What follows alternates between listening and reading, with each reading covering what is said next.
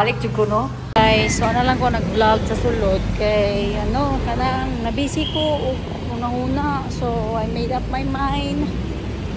I'm going to get the iPhone 17 Pro.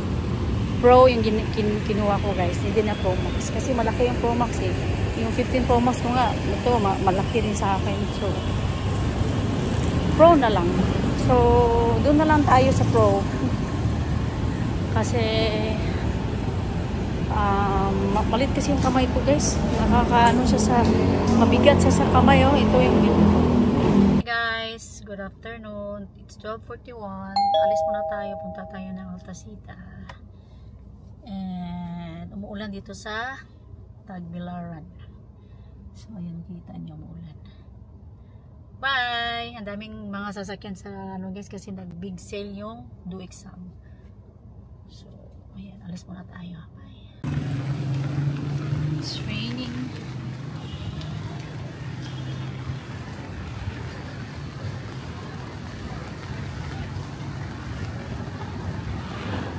Hi guys! Umuulan dito sa Tagbilaran City. Dito tayo sa Dalup. Kunin natin yung pre-order natin. Basa na yung ano ko. Nakapag-park ako guys, pero doon lang ako nakapag-park sa may ano, one day kami. Hindi ako nakapag-park dito sa yan. Kasi full parking na. Yan, dito na tayo sa Dalup. Kunin natin yung pre-order natin.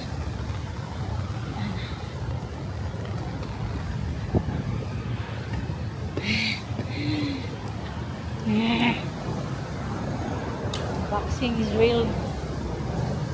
Unboxing is real.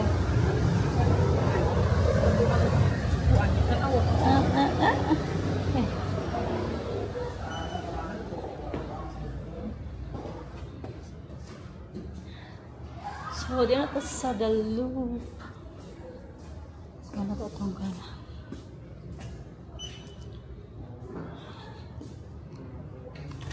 Hi, sir. Mga ID ra? Bangit taon, sir?